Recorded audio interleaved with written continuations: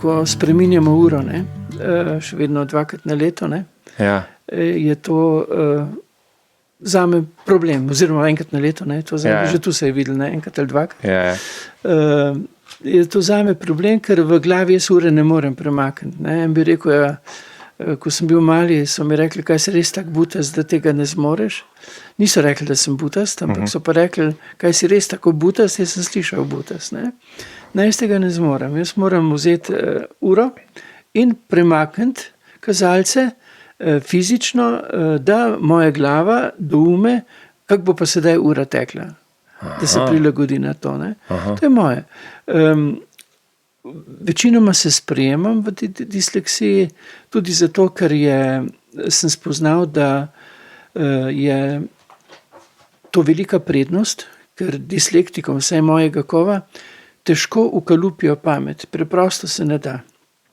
To pomeni, da misel diha kljub vsemu, s čimer te želijo uokviriti, diha izven teh okvirjev, ne. Poleg tega pa moja temeljna odkritja dolgujem disleksiji. Ker preprosto opazujem, berem, razmišljam, ampak potem mi dajo možgani rezultat, do katerega zgolj na razumski, analitični ravni ne bi prišel, ne, oziroma bi prišel zelo težko. Ker tukaj pa možgani povežejo ne samo podatke, povežejo še intuicijo, potegnejo iz etra, iz ne vem odkot še neke informacije in mi ponudijo uvide, ki so res, vsaj zame vidim, da so res neverjetni, ne? Do njih ne bi prišel. Zato sem se recimo tudi v knjigi, ker se ukvarjam z astroarheologijo, zahvalil med drugim disleksiji, ne? In pa pregorelosti, ne, tistemu letu, v katerem sem imel za to veliko več časa, da sem raziskoval te megalitske pomnike, ki na nek način odsevajo nebo v zemeljsko stvarnost. Moram pa to reči, ko sem se sem pelil, pa sploh te zadnji kilometri, v tej tišini pa neskončnih ovinkov, ki so tako ujeti v naravo, se človek že sam po sebi, saj jaz sem se umiri, ne. Zdaj, živeti tlele gor je pa verjeten še... Neskončni privilegij. Neskončni privilegij. Ker tu si v tišini, ne. Tihota pa omogoča, da se vzpostavi odnosnost do vsega, kar te obdaja, ne. Ne samo do ljudi, ne, ampak tudi, ko so ljudje... jih zaznaš lažje, posebej zdaj, ko govorimo, potem delajo možgančki, te bolj racionalno, ko pa smo v tihoti, se pa pretakajo te notranje, v te notranje zaznavnosti, tisto, zaradi česar smo si lažje notranje bližje, ne. Ampak ne samo v odnosu do ljudi, ne, tudi do kamnov, do živali, do rastlin, do neba, do zemlje, ne. To je vse to je živo, vse to valovi, vse to oddaja, vse to je v odnosnosti. Tihota ti pa omogoči, da vstopiš tudi ti v to zaznavnost vsega tega, s čimer valovijo k tebi in vzpostaviš to notranjo komunikacijo.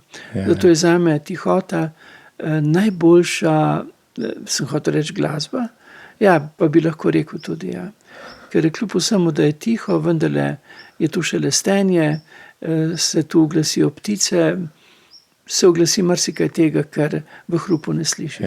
In če bi ti en rekel, da, ne vem, moraš iti zavedno od tukaj, kaj bi najbolj pogrešal?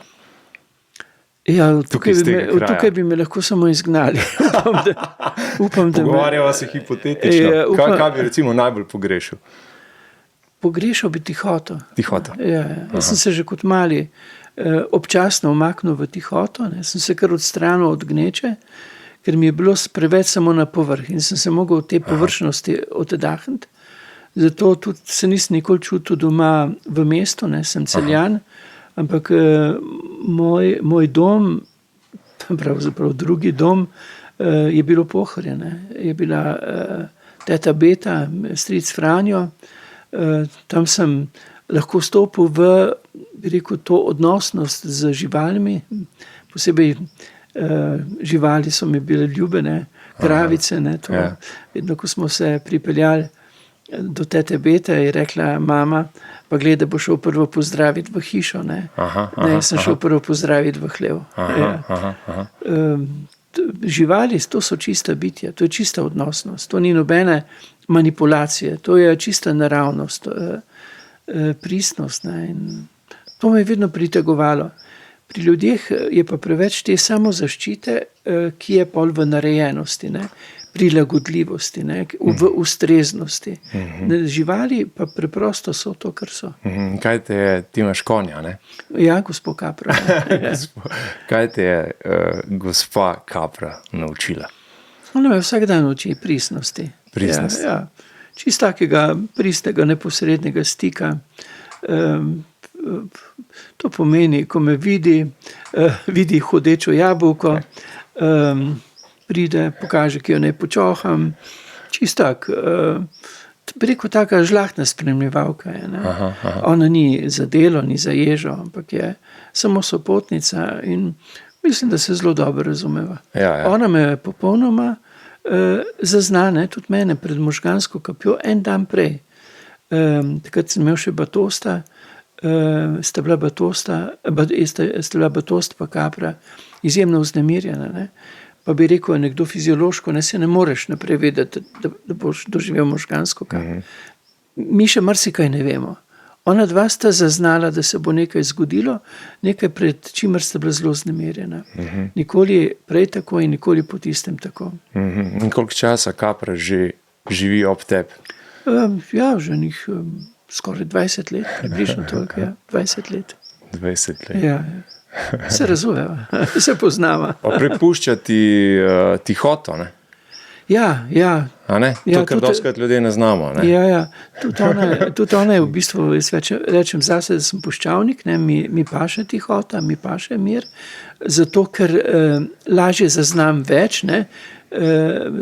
Ta navidezna samost, ne, ni nikoli osamljenost. Jaz sem mnogo bolj osamljen v skupini ljudi, ki recimo žurirajo, ne, sej mal paše, ne. Ampak potem mi pa postane preveč samo navzven, premalo dobim navznoter in potem, jaz sem tudi znam potem, da zelo hitro odidem od raznih dogodkov, zato, ker rabim tihoto, ker mi je dovolj te samo površnosti, samo na vrh, teh samo zunanjih informacij. Jaz hočem več. Ja. Zato se umikam v tihoto in zato se mnogi umikajo v tihoto, ne? Ker preprosto takrat naši notrini paše, to paše. Ne? Ja. Je pa res lahko, da če si obdan z hrupom, ko stopiš v cono miru tihote, rečem, lahko so 3 dnevi abstinenčne krize po teh dražljajih. Ker ti dražljaji zelo vznemirijo naš nevronski sistem, je vznemirjen, išče potem nove dražljaje, kar naprej neki dražljaji in ko stopiš v mir, v tihoto, prve 3 dni, ne, kot bi bila abstinenčna kriza. Pol bi se zagotovo strinjal, da če človek ne zna biti v svoji tihoti, v svoji tišini, da se tudi težko spozna, ne? Ja. Ali da se, nemogoče, da se spozna. Težko. Predvsem pa je nemogoče, da se sprejme. Ne? Ker ljudje ne sprejmajo pogojno. Ne? Mi smo kar naprej normirani, moramo ustrezati. Ne? Ko si pa v tihoti, kamen te sprejema v tvoji resničnosti, potok te objame v tvoji resničnosti. Ne? Zemlja, ko se uležeš na njo, te sprejme v tem, kar si, še več zemlja potegne iz tebe napetosti, ne? Tiste napetosti dobesedno razelektri. Ne? Vse te sprejema, ne? Ker želi biti s teboj v pristnosti. Ne? Ja. Ljudje pa žal pogosto v narejenosti, te pričakujejo v funkciji. Ja. In potem ljudje, ker želimo biti sprejeti. Pa se nas že od malega vadijo, da smo igralci pričakovanih vlog. Ne? Ja. In takrat zame je ta beseda priden, tako simbolična. Priden, pridno, pridsem, na ta način to delaj, tako boš in potem boš priden. Ne? To je, zame je to beseda, ki je hipnotična, ki je manipulativna. Ustreznejša bi bila beseda, si odgovoren. Ne? Ja.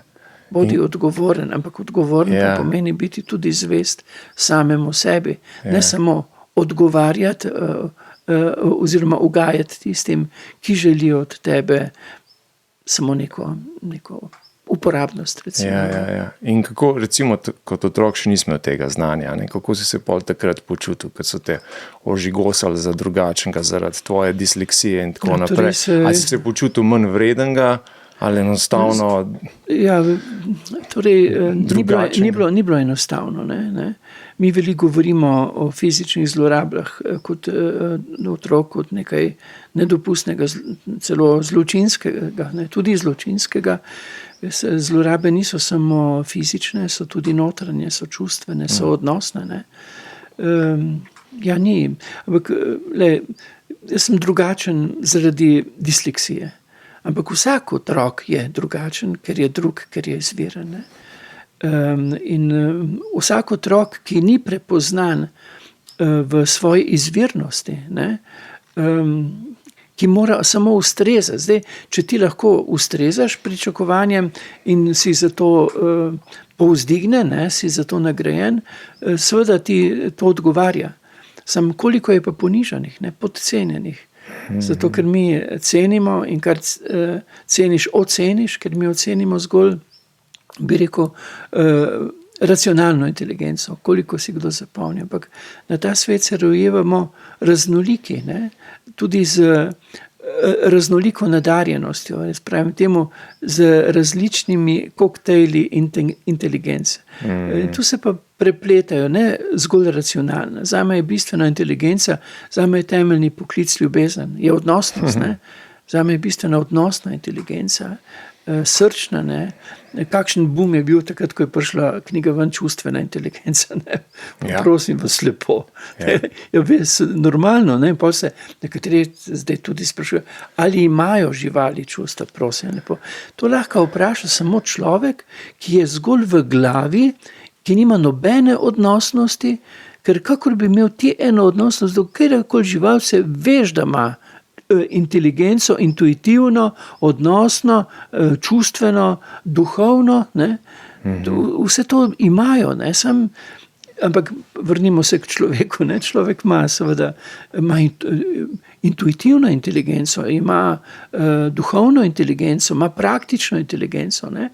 Je narediti eno mizico manj vredno, kot izračunati nek zapleten matematičen račun. Vsak je v svojem. Ne?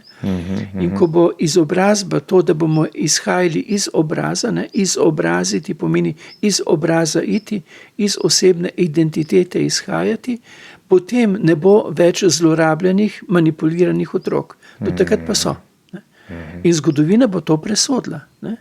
Kaj to pomeni? To pomeni, da je pedagoška stroka pred veliko priložnostjo, da se končno povrne k tisti pravi odnosnosti do slehernika in da se odvrne od izključujoče tekmovalnosti, v kateri so nekateri povzdignjeni, kar pač ustrezajo tistim, kar cenimo in zato ocenimo, nismo pa ocenili in ker ne cenimo dovolj tistega, zaradi katerih smo pa nekatere ponižali. Ne? Prej sem omenil praktična inteligenca. Vsak v svojem, dopolnjujoče, sodelujoče, izključujoče tekmovalnost je pa neka brutalnost, ki smo jo legalizirali, ki smo jo uvedli in otroci morajo iti skozi to mašinerijo. Zdaj, nekateri živijo, preživijo, so povzdignjeni in paše, koliki so pa ponižani, kolikšen procent pa je podcenjenih, ne? Kolikšen procent ni prepoznanih. Ne? Tu smo blizu Avstrije, avstrijski dokumentarec Abeceda je prenesel podatek, da je 98 otrok visoko nadarjenih, vsak v koktejlju nemodanih inteligenc, ne? Ampak ne? Koliko pa jih mi ovrednotimo, ne? In na koncu naredimo za zlate, za diamantne. Vsak otrok želi biti prepoznan kot zlata vreden. Vsak starš ve, da ima zlata vrednega otroka, ampak potem pa mi starše prestrašimo, ali bo ta moj otrok, ki je čudovit, ki je obdarjen z njemu danimi talenti, ali bo ustrezal normativom. Ne? In ti prestrašeni, manipulirani starši dejansko potem prestrašijo, manipulirajo tudi otroke. Otrok pa želi biti prepoznan kot vreden. Meni ni bilo fino, ko sem slišal, a si res tako butas, ne? Jaz niti en dan nisem šel rad v šolo, ne v osnovni, ne v srednji šoli. Veste, doktorat je še najlažje narediti. Tam končno lahko razmišlja svojo glavo, takrat je končno misel lahko pronicljiva, inovativna in izven šablonska. Ne? Osnovna šola, srednja šola, muka, potem fakulteta lažje, magisterij še lažje, doktorat pa užitek. Ja, ker končno lahko razmišlja svojo glavo. Ne? Ja. Jaz prej nisem smel. Ja. Sem prej fakulteto teologija, ne? Se učiš, ne? Te dogme in vse to, te resnice. Ne? Potem pa, ko sem delal magisterij, pa sem končno zvedel, da je vsaka dogma, vsak izraz, dogmatični izraz, je kot poezija, kot vers, ki ti mora dati misliti. Ne? Na fakulteti so pa rekli, tako moraš misliti, šele potem, da ti to da misliti. Ja. Ker mi tudi moramo drugemu dati misliti, ne pa se ukalupljati. Ne? Ja, bravo. Ta ideologija resnice je zelo nevarna, v katero so nam zaprli. Ne? In nas v njej vzgajajo od malega. Ne? In je, to večkrat razmišljam o tem našem ljubem šolskem sistemu, kako bi mogel doživeti ozdravitev v korenini, ne? Ker mi smo šli v čisti katekizemski šolski sistem. Kaj to pomeni? Ne? Pred 250 leti se je začela prebujati misel, razsvetljenstvo je zaživelo, ne? In ta misel je bila dvomeča, da so pa vladarji kaj bolj od Boga posvečeni in bolj vzvišeni od ostalih ljudi. Ne? In to je seveda ogrozil. Ne? In veste, ko nekdo uvede nekaj zastonj in obvezno, pol moraš vedeti, da si ti produkt. Ne? Marija Terezija je bila razsvetljenska cesarica, vsekakor, ampak je bila pa tudi toliko brihtna, da je vedela, da mora misel, ki bi njej odnesla avtoriteto, več vrednost ustaviti. Ne? In zato uvede kakšen katekizemski način poučevanja. Šolsko obveznost pred dobrimi 250 leti napiše nek opat, ki je predtem napisal šlezijski katekizem. In če je bilo še izobraževanje v srednjem veku na osnovi teze in antiteze, torej je bilo poučevanje na ta način, da je dalo misliti, ne, uvedejo sedaj, učitelj postane katehet. On ima resnico. Ne. Tako v cerkvi duhovnik ve, kaj je Bog, ne, ne, in ti potem moraš pravilno odgovoriti. Vprašanje, ne, to je katekizemsko. Zdaj pa se pojavi v razredu učitelj, ki deluje kot katehet, on ima resnico. In ti, ko pravilno ponoviš, petko dobiš. Ne. In potem se zgodi, kot mi je rekel en iz elitne gimnazije, ne bom povedal katere, prijatelj, profesor, ne, slovenist, tam je dopuščeno tudi marsikaj, da marsikakšno razmišljanje, ne, na podlagi poezije, literature, in je rekel v nekem trenutku ob nekem branju literature, kaj pa vi ob tem mislite, ne? In v elitni gimnaziji ni nihče dvignil roke. Rekel, no povejte mi, kaj vi mislite, kako vi razmišljate. Pa je le en dijak dvignil roke in je rekel, gospod profesor, kaj pa je pravilno? Ne? Zdaj, če te od malega ukalupljajo, ti padeš pod hipnotično izpostavljene avtoritete, pa so to tega vredne ali pa tega niso vredne. Ne? In potem mi kar slepo verjamemo. Poglejte, kdo vodi svet. Svet vodijo psihopati, sociopati, ne? Ampak mi sem si izmislil, da bo pa nocoj bombardiral, ne? Recimo Obama, ki je dobil Nobelovo nagrado za mir, je ne vem, koliko vojn povzročil, si zamisli, nocoj bomo pa bombardirali tam in bombardirajo. Ne. Torej, norci vodijo svet, imajo pa veliko teh, ki hodijo samo v službo in slepo izvršujejo direktive. Ne gre pozabiti. Nirnberški zakonik v Nirnberškem zakoniku piše, da so prav tako krivi tisti, ki izvršujejo ukaze.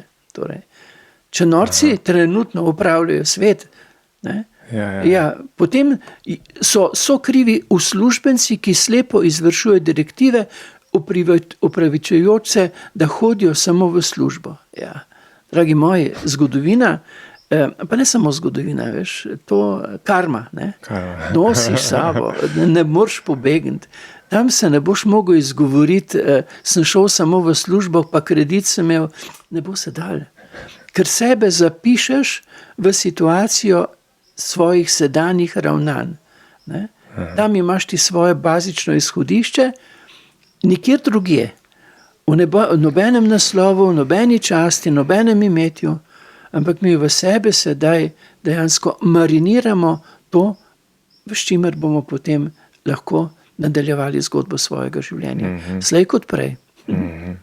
In kako so pol, tudi tvoji starši so imeli zate verjeten načrt, nek predhodno s kalupom povezan, recimo. Gradbena tehnična šola.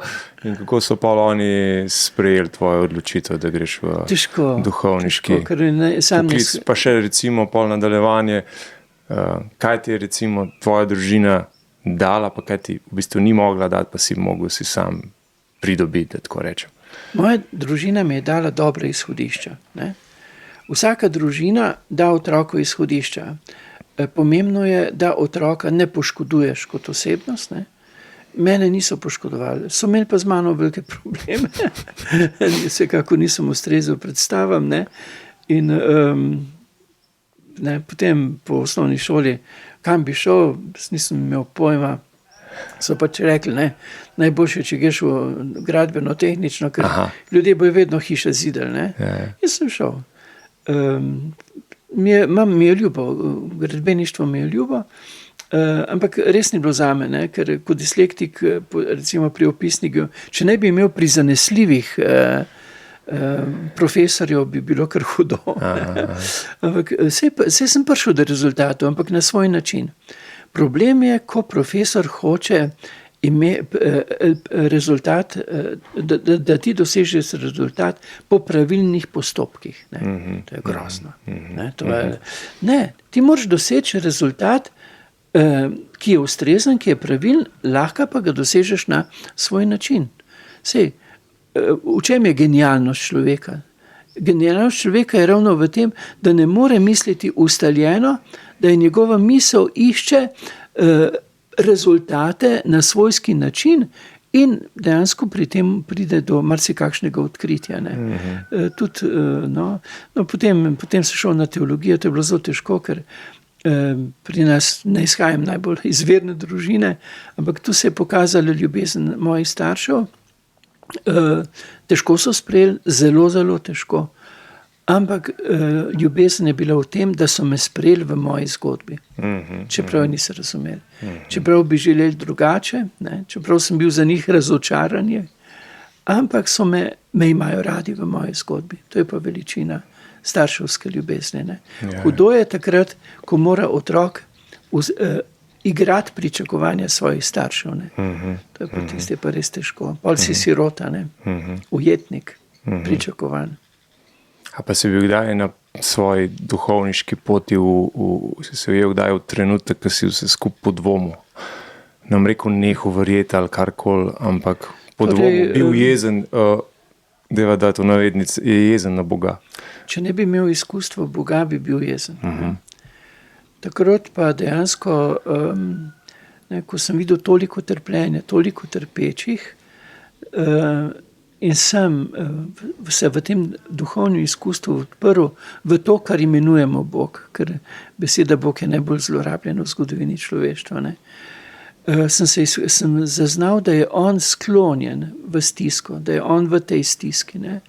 Zato je tudi Jezus na križu. Zakaj na križu? Zato, ker on je moral iti v stisko, da mi v svoji stiski nismo sami. Takrat se prebudi sočutnost. Ne? In jaz v duhovnem izkustvu to Božjo, to sočutnost svetega doživljam. Ne? On je v trpečih. Ne? Ko sem pisal knjigo Le kaj počne Bog v nebesih, ko je na zemlji toliko trpečih, zaključim tak, ne, z njenim zamišljenim pogovorom, ne, ko vprašam, ne, Boga, kje si bil, ne, ko je toliko trpečih. Ne.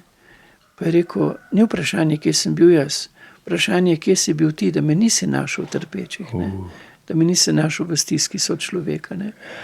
Sem pa podvomil in institucijo in to institucijo še vedno močno dvomim. Vsaka institucija je sama sebi največja nevarnost in institucija, ki se tega ne zaveda, ki se mogoče v obstoječem stanju odeva celo v neko svetost, je pa lahko zelo problematična. Ne. Tu pa je treba biti realen, ampak ne gre samo do institucije cerkve. Omenil sem že institut šolstva, zdravstva, toliko tega, recimo, ker se ukvarjam z astroarheologijo, toliko dogmatizma, kot sem ga srečal v arheologiji, nisem srečal niti teologiji. Tam so dejansko nekaj svetov, kar ne smeš dvomiti, mislim, ampak pustimo to. Ja. Začela sva pogovor z Merom, ki ga lahko v tej okolici, ali pa tudi v pogovoru s tabo zelo dobro začutiš. Pa me zanima, kako ti zdaj pojmuješ besedo oziroma si razlagaš besedo, pojem mir, pa kako si ga mogoče, ne vem, toliko in toliko let nazaj, ko si bil na začetku, recimo duhovniške poti ali pa odkrivanja samega sebe. Takrat sem si bolj prizadeval, razmišljal o miru, ki je navzven. Zdaj pa vem, da se vsak mir začne v notrini človeka, ne? V duhovni spokojnosti. Ne? Ker mi drugemu ponudimo, postrežemo svojo notranjo resničnost. Ne? In zato se mi zdi tako pomembno vzeti čas za tihoto, za to zaznavnost. Ne? Zdaj je zelo moderna beseda čuječnost, ampak to je nekaj, kar so naši kmetje vedno poznali. To, ko si se preprosto, ko si bil v naravi, ko si se ustavil, zato da si jo zaznal, ker te je nagovorila, ker se te je dotaknila in si stopil v to odnosnost. Ne? Dostojevski je rekel, da se moramo hraniti z lepoto. Mi se moramo hraniti s tem, kar nas pomirja, kar nas stabilizira, kar prebuja notranji mir. Ker potem, ko imaš ta notranji mir, ga dejansko postrežeš tistim, s katerimi se srečeš. Aha. Vsa naša resničnost izhaja iz naše notrine.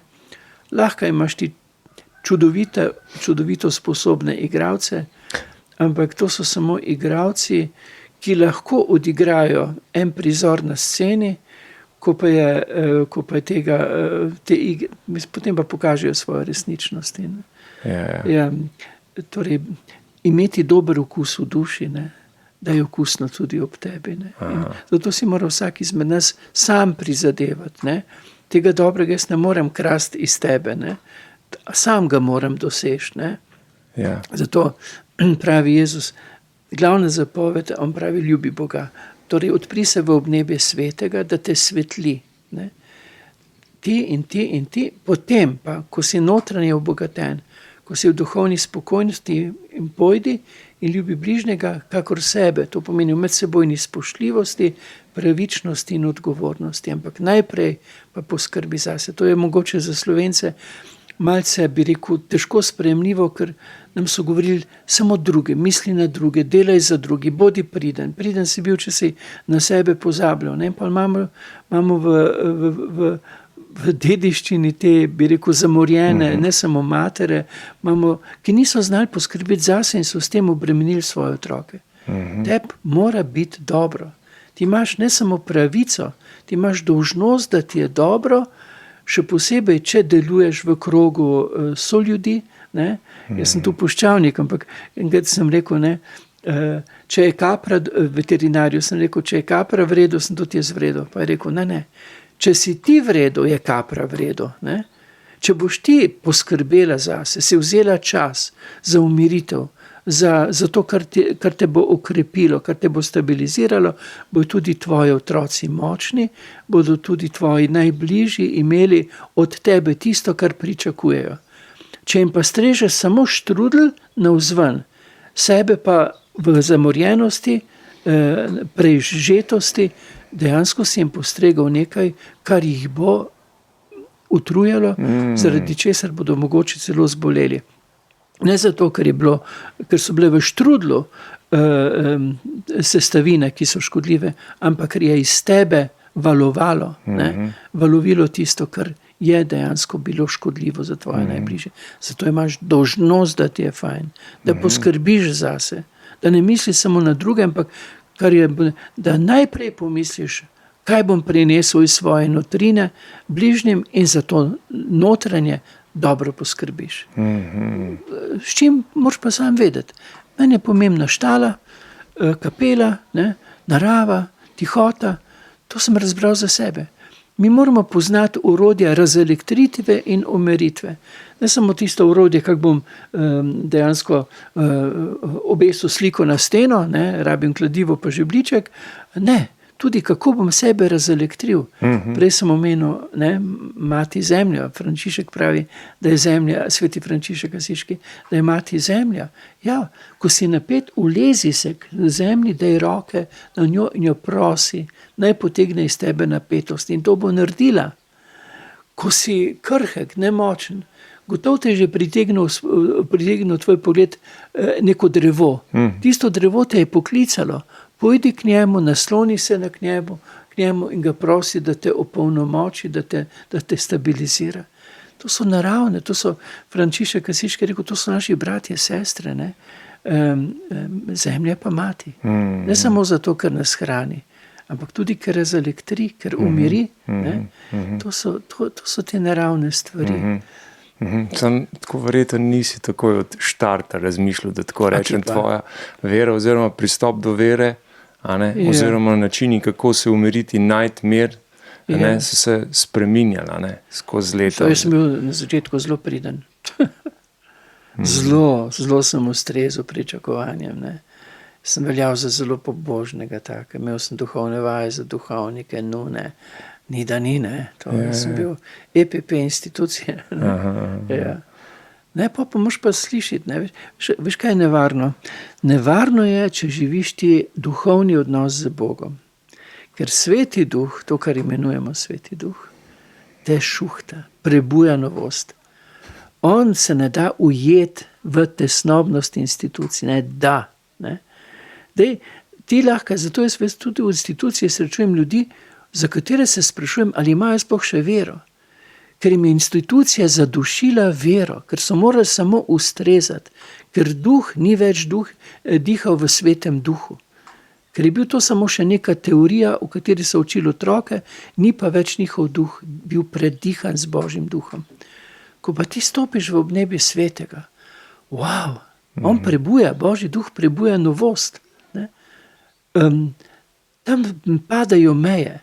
Tudi svetopismo pravi, duh veje, ker hoče, prebuja. In novost se bo prebudila, se prebuja. Ampak ne po tistih, ko bi mi pričakovali, ker se držijo zelo pobožno, ampak tam, kjer je najmanj pričakovanja. Iz srčike teme se bo prebudila svetloba. Zdaj tole lahko lepo nadaljevanje za recimo pogovor o tem, kaj manjka na koncu modernemu človeku, polnemu lagodja, polnemu neke in sploh površinskosti, tako kot si že v štartu rekel. Kaj mu najbolj manjka? Oziroma, kje se je izgubil? Manjka mu še 10 megamarketov, da bo končno postalo slabo od tega samo zunanjega in da bo začel kozlati od tega zunanjega, se opravičujem izrazu, ampak je še zelo mili in ko bo skozlal to plehkost, kot pravi Hese, pločevinasto plehkost tega sveta, takrat bo videl, da pa on ni samo to, da ga bojo šopali z kičem, z vedno nekimi novimi dražljaji, da rabi tihoto, da rabi mir, da mora končno priti k sebi in da mora vzpostaviti odnosnost na nivoju tega osebnega, lahko rečeš tega duhovnega. Zato zelo priporočam, da zgradite še 10 megamarketov, date čim nižje cene, čim bolj kičaste noter, čim bolj sladkobne zadeve, naj ljudem vendarle čim prej rata, naj jim gre čim prej na kozlanje. To bo rešitev.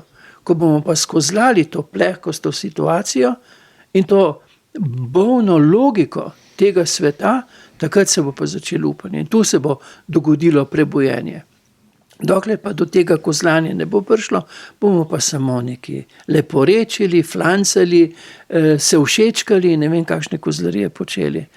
Ja, da gre človeku. Ja. Jaz malko stopim to, gledam, opazujem te ljudi, ne. Nekoč sem bral knjigo Karlija Levija, Kristus se je ustavil v Eboliju, ne. Ta zgodba pripoveduje, kako je v vaško gostilno vstopil tujec, popotnik in tam je bil hrup, tam je bila žurka, tam so se režali, tam so bili dovtipi, tam so bili vsi ful dober, ne. Ampak on je zaznal, da so ti ljudje pravzaprav v sebi zelo prazni, da so nesrečni, da hočejo samo preupiti to notranjo praznino in je rekel ljudem, ljudje, zakaj ste tako nesrečni? In pravi, ljudje so otrpnili. In pred njega, pred tujca stopi najstarejši in pravi, veš, Kristus se je ustavil v Eboliju, še ni prišel k nam. Lej, obnebje svetega, ki je v lepoti, ki je v naših svetih krajih, ampak svet kraj je vsak kotiček, ki te pritegne in pokliče, ne? Tam se je ustavil, za tebe, tu je, ni daleč od tebe. Sam ti se moraš ustaviti in vstopiti v odnosnost. 3 dni boš imel abstinenčno krizo, ti zagotavljam, ne? In boš hotel iti še po en jogurt ali pa pijačo z novim okusom, ne? Dobro, ampak 3 dni zdrži abstinenco, potem boš pa videl, da ni boljšega, ni boljše potešitve, umiritve, stabilnosti, kot jo dosežeš v živem stiku z materjo zemljo, z naravo, vse je valovi v lepoti. Lepota pisana z veliko se je podpisala v lepoto, ki nas hrani, s katero se moramo hraniti, se moramo potešiti. Vrniti se k sebi. Ne? Ampak moraš pa priznati, da so nam mediji, ne, ta mainstream kar lepo naselili ta občutek svobode, a ne? Ja. Medtem, ko nam prigovarjajo, kako se obnašati, kaj čutiti, kaj kupovati, ne? Lepo zakrinkana zgodba. Vedno več ljudi se zateka k temu, kar tudi ti počneš v svojem poslanstvu, ne? K nekomu, ki jim da misliti, ne k nekomu, ki razmišlja namesto njega. Tudi jaz da nočem, meni gre najbolj na živce, če nekdo reče, jaz pa razmišljam glih tako kot ti. Ne. Mi si drugemu samo dajemo misliti, ne pa, da mislimo namesto drugega. Ne? Mi si dajemo misliti in vedno več ljudi, če ti pogledaš te komercialne, pa tudi javne televizije, kaj ponujajo, prosim te lepo. Sej tu je pa že tisto, da rata človeku slabo, pa zapre. Jaz ne vem, kdaj sem zadnjič odprl televizijo. Sam so pa pogruntali finto, ne? Ker oni nas hočejo krasti našo pozornost in so pogruntali, veš, te kratke filmčke, ne? In algoritmi potem, ker oni dejansko trgujejo z našo pozornostjo in ker mi več tega, kar ponujajo televizije, ne gledamo, razen če še mogoče, ne vem, naredijo neke čiste kozlarije, ki je tako noro, da potem gledaš, ker ne moreš verjeti, da je res tako noro, ne? Ampak to, mislim, ali resničnost ni šel, prosite lepo, kaj to delajo. Ampak pustimo to, ne? Ja, ne? Ampak drugače pa so pogruntali, da veš tisto kratko, ti da minutko ali pa še manj, in potem rolaš, ne? Veš, to pa moramo mi tudi ugotoviti, kaj nas zasvoji. To sem jaz celo videl, ne, sem si za vmes, ko sem pisal, dal pa YouTube, pa tisto, tole pa nekaj ti ponudi to vsebinco, na enega črva te bojo pa že ujeli, ne? In pa, ko ti zbereš eno vsebinco, pa te pa rolajo. Ampak ne zato, da bi dali tega črva, ki ga imaš ti rad, ampak bojo dali 2 ne, ampak pa boš ti rolo, da boš rolo. Sem gotovil, da sem rolo pol ure. Tukaj smo pa vsi pod kožo. Točno vejo. Sam to je pa treba ozavestiti, pa se reči, ne bote me. Sem hotel reči grdo besedo, pa sem pater, ne bom rekel zato zafrkavali, ne bom se dal zafrkavati, ne bote me rolali in se boš, tudi z abstinenco nekaj tem poniževanjem odpovedal. Kraj je svobode. Ne? Veste, svoboda je odločitev. Danes je svoboda odločitev. In če se jaz nisem zavestno odločil za odpovedal stvarim, ki me kradejo v moji svobodi, nisem svoboden. Me samo rolajo. A pa se bom dal rola celo življenje? Ne bom se dal. Pa, ker se tega zaveš, a te to razjezi, te vznemir. Kakšni so občutki? Razočaran nad sabo. Aha. Kako si se dal rolati? Star ded, ne? Dobro, najstniki jih lovijo na te finte. Pa k tebe starega deda pol ure si tule zdaj rolal. Razočaran nad sabo. Ampak obenem sem pa ozavestil in sem rekel, ne bom se dal. Tudi mladi, ne? Jaz vidim, da da se v mnogih mladih potrebuje odločitev za svobodo. Ne? In ta se mora prebuditi. Ne? So mi rekli, ne, da so šli na kafe, so dali telefone na kup, ker je prvi potegnil in mogel plačati vsem pijačo. To pomeni, da se ozaveščajo. To je pa tisto, ne, ko nas bojo predolgo zafrkavali, nam bo končno kapnili, da nas zafrkavajo, pa si bomo rekli, ne me, prosim. Ne. Hudo. A če ostanemo malo pri občutkih, s katerim občutkom se sam pri sebi najpogosteje srečuješ? A jeza pol ni toliko pogost na seznamu? Je ta razočaranje bolj nad samim sabo, če se kakšno tako zanko ujameš? Moje načelo je, da drugim pustim njihovo zgodbo življenja. Jaz vem, koliko neumnosti sem naredil v življenju in vem, da so me posledice neumnosti najbolj izučile. Ne? In drugim puščam njihovo zgodbo, pazim pa na to, da recimo, da je biti pa mora v odnosu spoštljivost, pravičnost in odgovornost. Če ni spoštljivosti, se umaknem. Zdaj vem, da je to moj privilegij, nekdo, ki je pa v službi, pa niso do njega spoštljivi, ni enostavno. Ne? To so poniževanja, to ni dopustno in tak človek mora vzpostaviti mrežo preživetja. Mora imeti tiste bližine, ob katerih bo ven dal svojo prizadetost, svojo ranjenost, svojo poniženost. Bog ne daj, da bo on to mariniral v sebi, ker lahko celo zboli. Vendat, šimfat, izrekati svojo doživljajsko spoznavno resničnost ven iz sebe, naj te ne paca v tebi. Ne? Ni nujno, da imaš ti tu zdaj neke poklicne, ne vem, v katerim hodiš pa jim ven delš. To smo moramo biti prijatelji drug drugemu. Ne? Ko prije nekdo k tebi, pa ven daj sebe, pa ga ti ne ustavljaš, pa ga uprazno, pa sej bo, pa ne vem. Ne. Pomembno je, da ven izreče, ampak tudi on lahko pride k tebi, ko bo v stiski in izreka. Mi si moramo ven izrekati to, kar nas obremeni. Obenem pa, veš, moramo pa kreirati novost. Ne? Mi moramo ob teh sistemih, katerim smo priče, kreirati alternativo. To pomeni, daš ven, se šimfaš, se osvobodiš, potem pa govoriti, kako naj bi bilo. Človekova misel, to pravi, da ima pada. Star budistični spis, misel vodi vse stvari. Ne? Ko bomo mi kreirali, da človek nima pravice ubiti človeka, da je to bolno, da je to izrojeno in da nas torej šolsko izobraževanje, osnovno šolsko, zato usposablja na modelu simbola, na modelu igre, človek ne jezi se. Ne?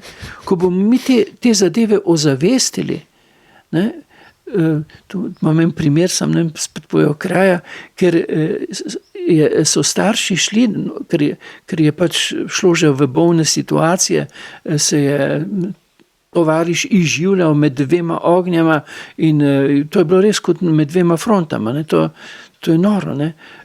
In so rekli, naj dejansko zniža te svoje pritiske na otroke v njihovem medsebojnem zbijanju, ne? In poveličevanju preživelega, ostali so bili pa tako mrtvi, ne? Pa se pa to sam na frontu preseli. Mi moramo kreirati, človek nima pravice umoriti človeka in moramo narediti kaj? Obrniti hrbet tem psihopatom in sociopatom, ki jih vsak dan v prime timeu gledamo pri TV Dnevniku, njihove face, njihove igre z človeštvom. Umirajo mladi fantje, na koncu bojo pa ti tipi tako zmenili, ne? Da nam pa te tipe omenjajo, pa nam jih prikazujejo v njihovem prizadevanju za mir, ne? Prosim vas lepo. Kdo je letel? Takrat, ko je bil že praktično sprejet sporazum med Ukrajino in Rusijo. Ne? Johnson. Zahod hoče vojno, hoče pobijanje. Slovan mori Slovana. Oni bi se skoraj zmenili. Pa je prleto, ne? Vojna mora biti. Ne? Izrojenost, izkrivljenost. Jezus pravi, viš, za take vrzite jih na obrobje. Ne? Naša galaksija ima v središču točko presežnosti, ne? Kjer se čas in prostor preseže. Če te bo pa nekdo zabrisal, ker si poosebo zlo in povzročil zlo na obrobje, veš, tam pa ni čisto enostavno. Boš mogel še kar dolgo potovati, marsikaj izkusiti, skozi marsičes, kaj biti prečiščen, da boš ti dosegel točko presežnosti. Zato pazi, kaj počenjaš, da ne boš vržen na obrobje. To je meni bilo fascinantno. Jaz mislim vedno tam v vesolju, izven galaksije, ne? Tam je hlad, je mrzlo, tam je vroče, tam je peklensko. Pazi, kaj počenjaš, pazi, kaj seješ, ker boš to žel. Pa a ni zanimiv, naprimer, da vsi tako hlastamo po resnici, a ne? Karkoli že to pomeni, ne? Resnici z veliko začetnico, da jo reči. Pa zelo težko slišimo nekoga, ki misli drugače. Nas so zaprli v ideologijo, to je ena od manipulacij. Nas so zaprli v ideologijo resnice. Ne? Jaz nimam resnice. Jaz imam samo svojo osebno spoznavno resničnost. Nas pa so vrgli tukaj na finto, ideologija resnice, pa še na dva pola so nas razdolili in pa se tako otroče med sabo preklamo v imenu resnice. Ja, to ni v genu Slovenca. Slovenci so sedli v krog, pejte vrbo pogledati, še vedno stojijo tisti kamni okrog drevesa, lipe, kamor so sedli predstavniki vasi in so drugemu pripovedovali svojo osebno spoznavno resničnost in so mislili dopolnjujoče, sodelujoče, da so najbolj domislili to, kar je optimalno. In so si dali misliti, ne? Dali so si misliti. To je to. Kaj so pa nas naredili, ne? Dva kroga, za vsak misli, da ima resnico. Skregati. Pa se pa gremo med dvema ognjema. Ne? In potem imamo, jaz razumem televizijo, zabavne oddaje so drage, ne? Da ti pripraviš dobro zabavno oddajo, je drago, če pa prenos iz državnega zbora, ker imaš res tragikomični šov, to je pa praktično zastonj. To res, tele poslanci delajo naši javni televiziji veliko uslugo, pa komercialnim. Sam to povzamejo, šov je tukaj. Ampak to je šov norosti. Kako se preklajo? Preden nisi ti ozavestil 5 razlogov, 5 skupnih točk na eno nestrinjanje s komerkoli, pa naj bo z drugim polom, pa naj bo z sosedom, pa naj bo kaj, nimaš kaj delati v državnem zboru. To bi mogel biti osnovni test. Zdaj pa sprejmejo vsakega, ki je izvoljen, ki zna dobro vdihati proti drugemu, test sodelovanja in dopolnjevanja, tega pa ne naredijo. Ja, samo tako bomo prišli naprej. Dokler se bomo mi med sabo zbijali, pa podbijali, pa se uvršali, uniformirali na našo stran zoper ne našo, ampak oni so prav tako naši zoper nas, ne naše. Ne? Veste, to je pa tako primitivno, tako otročje, tako banalno, tako zahojeno, da je skrajni čas, da ta model prerastemo. Poslanci nam dajo pa zgled. Naj nam dajo zgled. Ja. Ker so poslanci naroda. Ja. Oni so dolžni narodu sodelovanje in dopolnjevanje. Ne pa drugega zafrkavajo, pa se spodbijajo. No, evo, klele se ena nova tema odpira, ki meni se doskrat zdi pri teh ljudeh, da se čutijo kot, da se čutijo za večne. Nedotakljive in večne. Zdaj pa prideva do teme minljivosti. A je tudi premalo tega zavedanja med nami? Stari filozofi so rekli, meditiraj svojo minljivost. Ja. To je bilo stari filozofi, ker boš postal odgovoren. In meditiraj to, ker zdaj izkustva, če ne druga obsmrtnih doživeti, govorijo, da boš nadaljeval. Ampak nadaljevalo se bo to, kar si ti po osebu. Ne? In če si po osebu drek, boš imel drekasto izhodišče. Tu se ne da golfati. Ne da se golfati. Zato moraš narediti nekaj iz sebe. Tudi v žlahtnosti do sočloveka. Moraš. Če hoče sebi dobro. Ne da se goljufati. Tudi tisto, na koncu bom pa šel k spovedi. Dragi moji, jaz bom stopil pred Boga, to, kar imenujemo Bog, to, kar sem. Lahko je nekdo pobrisal prah na vrh mene, ampak moja resničnost sem pa to, kar sem pridelal kot osebnost. Se ti zdi pol, da se ljudje bojimo smrti ali bolj tega, da ne znamo zares živeti ali pa se izživeti? Jaz sem imel tudi obsmrtno izkustvo. Ja.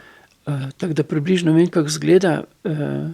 Je malce neugodno v prvi fazi, ker sem bil takrat sam in sem si strašno želel. Sam to, da ne bi bil sam, da bi bil en ob meni, pa da bi me držal za roko. Sam to sem si želel. A to je bilo v času kapi?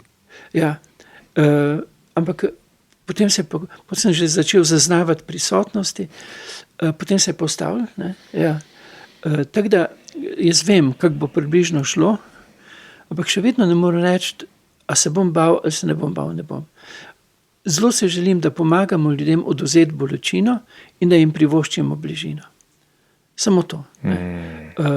Je pa pol vsak se svojo zgodbo, se svojo resničnostjo. In je res fajn, če imaš priložnost reči na koncu, prostite mi pa, hvala vam za vse. Jaz bi že rekel, hvala, ker ste me prenašali.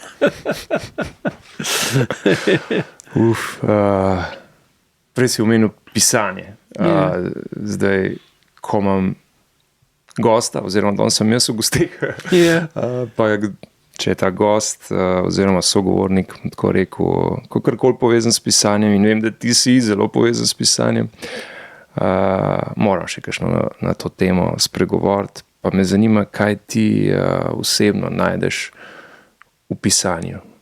A imaš tisti občutek, da moraš nekaj zliti na papir, ali ti da pisanje v bistvu možnost, da razviješ svoje razmišljanje do konca? Ponavadi me vsebina pokliče. Vsaj v tem zadnjem obdobju me vsebina pokliče, me pritegne in potem na nek način doživljam to kot, da moram narediti, da moram opraviti šiht. To so te bile knjige, le kaj počne Bog v nebesih, 95 tes, Hermatizem, ekonomija, 95 tes, vzgoja, izobraževanje, Vstanimo v suženjstvo zakleti, ta krasni nori svet, Dramilo, kako misliti ta svet drugače. To sem bil notranje, bi rekel, zavezan, da to naredim, notranje poklican. Drugače so pa nekatere stvari, ki so mi ljube, recimo Friderik in Veronika, to zgodbo sem raziskoval in sem jo tudi zapisal potem. To je delo, zame je pisanje delo. Če se reče, pater, ti ko takrat kaj napišeš, a bi mi napisal to pa to. Zame pisanje je garanje.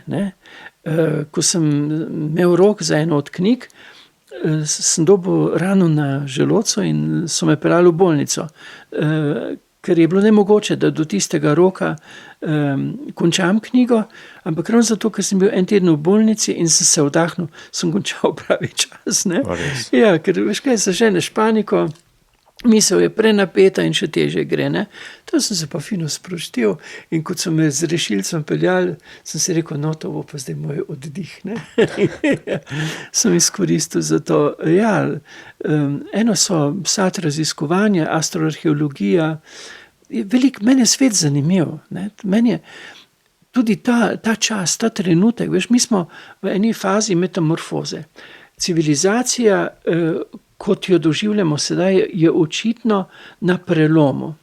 In zato sem prej rekel, ne, mi moramo kreirati alternativo. Ne.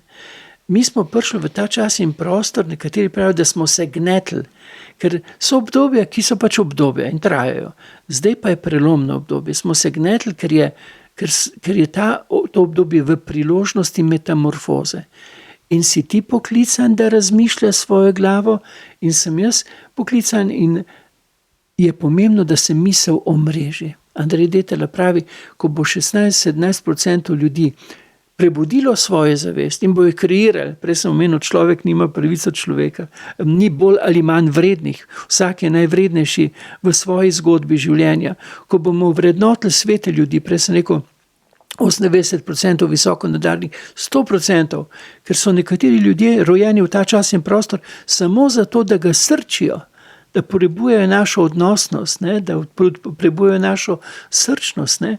Ko bomo to storili in se bomo omrežili, se misel na samo po sebi omreži. To deluje. Mi smo omreženi. Ne. Ko bo v tej frekvenci kreacije novega sveta omreženo 16-17% ljudi, se bo dogodil kvantni premik zavesti. Manipulatorji se tega najbolj bojijo. Zato bi nas radi transhumanizem, ne? Zato bi nas radi čipirali, priklopili na umetno, ker to je zelo fajn, da rekovajih. To je zaslužnjevanje, ne? Mi se ne damo, ne bomo pustili svobodne misli. Ne? Ti tipi faloti pa naj pazijo, ker bodo to, kar počnejo s človeštvom, tudi če hodijo samo v službo in hoditi morajo, ker pač imajo kredite, jaz jih razumem, ampak to ne bo upravičilo, da bodo kasirali to, v kar so marinirali, v kar so prekvasili svojo osebnost. Če z dobrim blagorjem, če z zlom, ne bi rad bil v njihovi koži, v nadaljnosti. In če so že pri pisanju, kjeri avtori, kjeri pisatelji so se tvoje razmišljanje najbolj izzvali? Jaz sem omenil Hesse, recimo. Hesse. Stepni Volk, pa vse njegove knjige, zame Hesse, fantastičen pisatelj. Ja, mnogi so nekateri, ki so mi dušno, notranje blizu, ker prebudijo tisto, kako bi rekel, srčnost, tisto dimenzijo duha, srca, ne? So pa nekateri, ki so pa zanimivi, ki raznoliki so. Ja. Če bi pa enega izpostavil, bi pa nedvomno Hesse. Lahko bi tudi Dostojevskega, ne sem ga tudi omenil, ampak ne, veš kaj, Dostojevski moraš imeti kondicijo za branje. Hesse pa ima bolj strnjeno te cukrčke. Super. Evo, tega sem si zapisal vprašanje, da smo v tej zadnji fazi, ne bi rad preveč tvojega časa,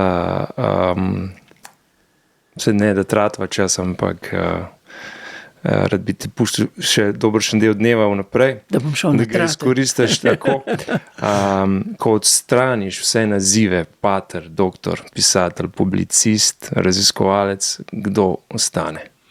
Jaz sem se nazivu doktor znanosti odpovedal v tej zadnji knjigi, zato ker nočem,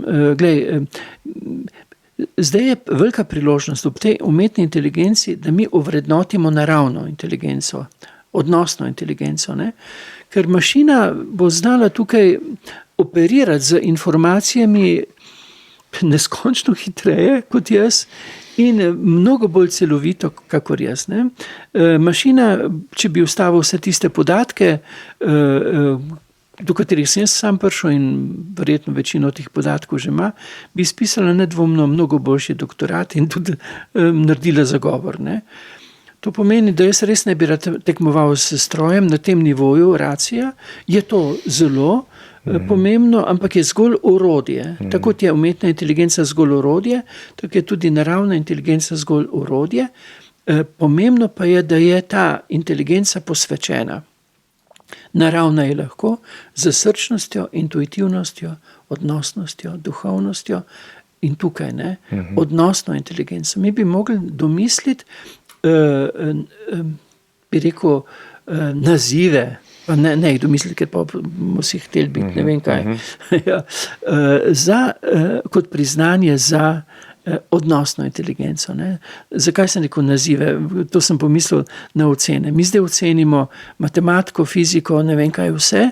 Mi bi mogli, ker cenimo odnosnost tudi v skupnosti, v razredu, če že kaj cenimo in ocenimo, oceniti tudi odnosnost. Čut za pomoč, sposobnost dopolnjevanja, vse takšne, bi rekel, bistveno človeške kvalitete, ki žlahtnijo človeštvo, bi morali, če že ocenjujemo, tudi oceniti, ker to cenimo. Ne?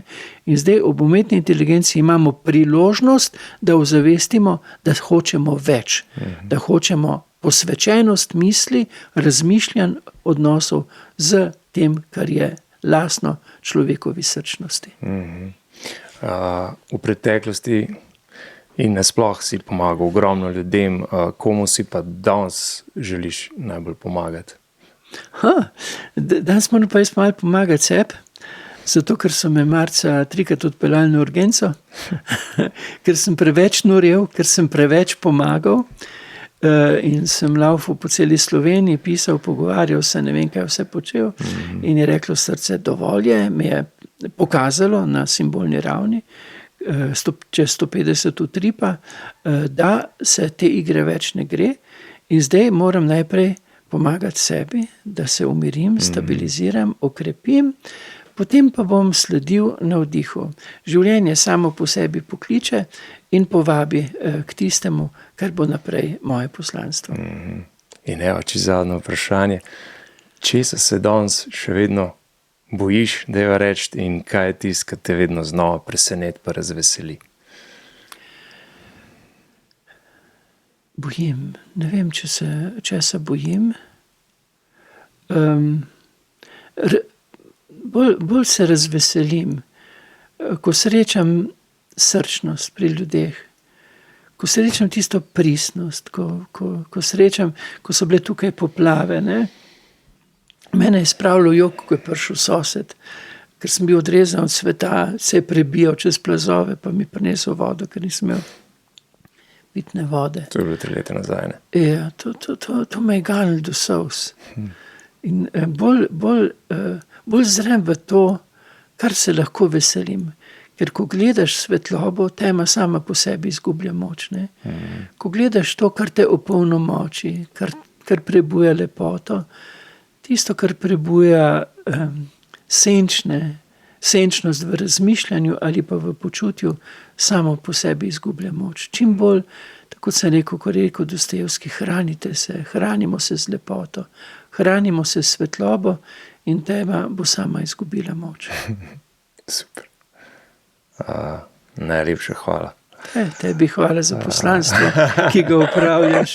Pa vsem, ki se nam pridružijo s svojo svobodno mislijo. To, kar smo razmišljali, so samo izhodišča, da bi vi mislili naprej in da bi bili tista osvobojajoča moč, kreativna moč, ker to v posameznikih sama po sebi, eni bi rekli eter, eni bi rekli sveti duh, eni bi rekli karkoli že, ki jih poveže in prebuja nov svet. Ja. Se pravi, upa, da sva dala misliti, oziroma da si dal misliti pravim ljudem. Ne? Tim daš vedno znova. Hvala lepa. Enako srečno.